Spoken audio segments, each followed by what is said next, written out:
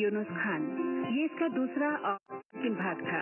इस कार्यक्रम के रिकॉर्डिंग इंजीनियर थे गणेश शिंदे और विविध भारती की ओर से इस कार्यक्रम की प्रस्तुतकर्ता तेजश्री कांबले। और दीजिए इजाजत, नमस्कार।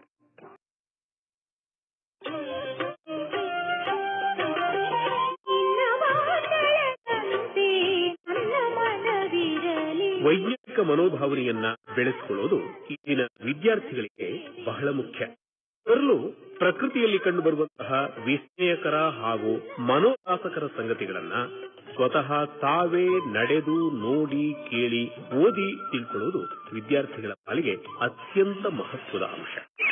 ಪಕ್ಷಿ ವೀಕ್ಷಣೆ ಸುಲಭವೂ ರೋಮಾಂಚನಕಾರಿಯೂ ಆದಂತಹ ಹವ್ಯಾಸ.